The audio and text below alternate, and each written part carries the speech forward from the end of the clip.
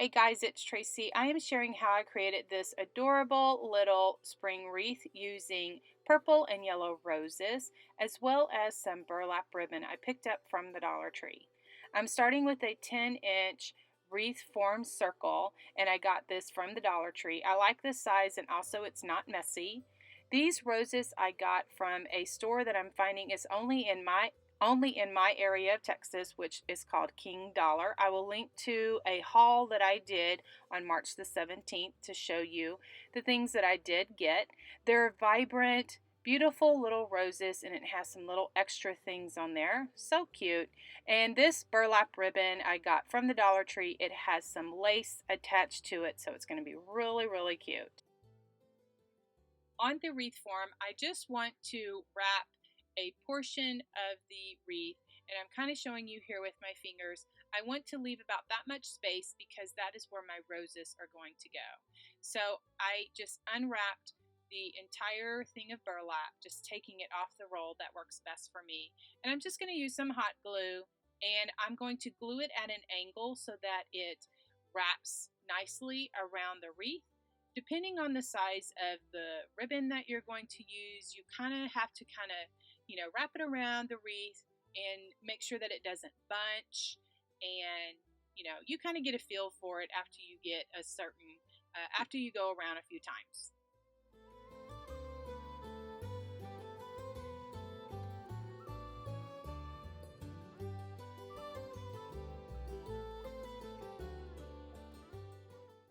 I have my wreath all wrapped up with the burlap with the section that I want to cover. And so that green part, that is where I'm going to glue my roses on. So that is why I have that undone with no ribbon on there.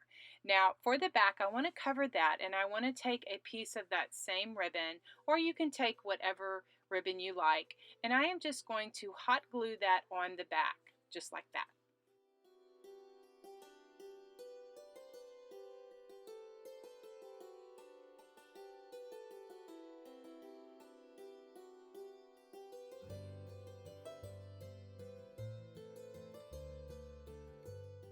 I am using 9 of each color of the roses, 9 yellow and 9 of the purple, and I cut them off of the stem. I left a little bit of the stem, about, oh gosh, about 1.5 inches, maybe 2 inches, because I want that to stick in the green form.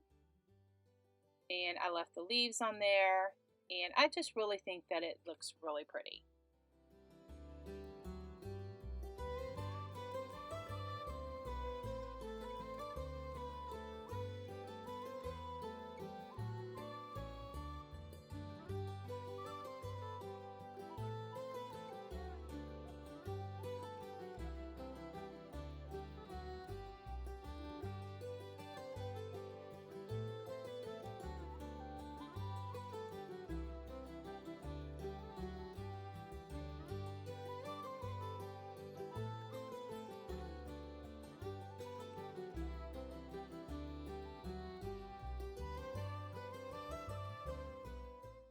To keep myself balanced, I would alternate the purple and the yellow, and I would offset them, kind of do it in a tic-tac-toe fashion so that you don't have too many bunched up together.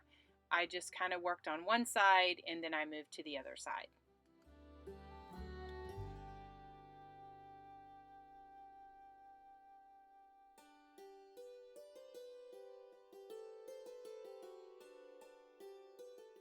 I found that some of the flowers are a little more full than the other ones, so I just had to play with it a little bit to kind of get it to lay the way that I wanted it to. So just like all the little extra berries and the other little cute white flowers. Now I'm going to make a hanger for the top of my wreath, and I'm just using some of the same ribbon that I used on the wreath itself. And so I take extra time when I do this because I want to make sure that it is straight and in the middle and that my wreath does not hang crooked. So I do this before I glue it down. So I'm ready to hot glue it. So I will glue that to the wreath, and then I will kind of position it to make sure that it is straight. And then I have a little piece of jute string that I made a knot in. And then I glue this part down, and then I will take the little string and put that in the middle, hot gluing that down and clipping it with some little clothespins or something to keep it glued down for just a few minutes to make sure that everything is nice and snug.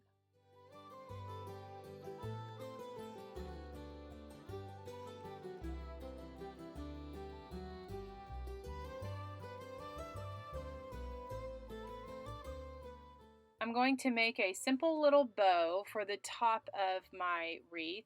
So I just have a little piece of the leftover burlap, and I'm going to make a circle or kind of like a tube, and that is going to be like the knot of my bow. So just about that much, and then I'll cut it off, and I'll just hot glue that together so that it makes a little tube.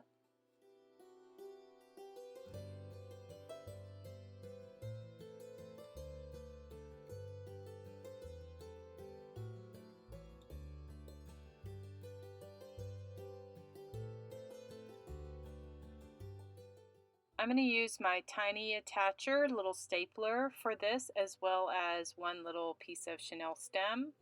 I have another roll of the burlap that I got from the Dollar Tree, and so I just want to make one loop, and I'm going to leave a bit of a tail, just to kind of figuring out how long I want it to be. And so then I will bring that piece around and making the loops however big I want them to be.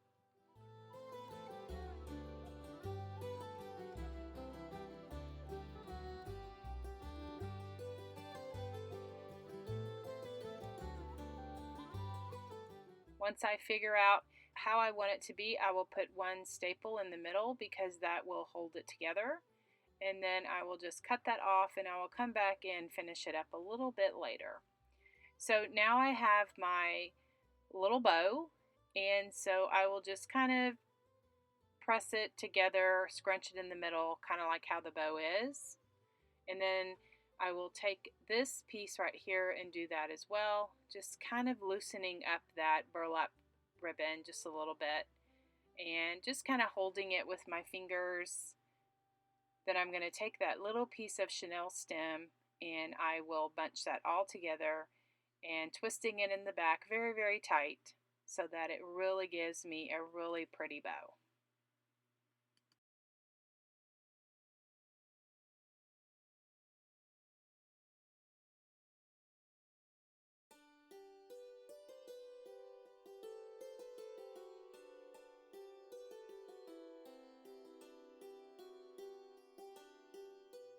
I will just attach the bow to the top of that wreath using some hot glue and just gluing that on.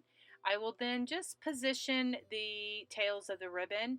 That ribbon does have some wire in it, so it's very posable, or you can kind of bend it in the shape that you would like it to be to really look really pretty.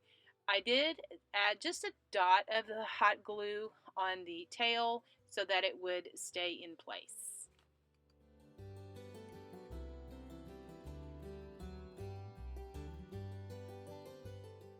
Alrighty, thanks so much for watching. I love how it turned out. I do have a Valentine's rose wreath as well as a St. Patrick's Day carnation wreath. I will link to that in the video.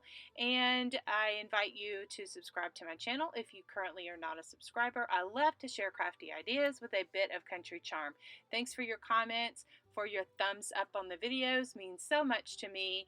I appreciate you all so much, and God bless.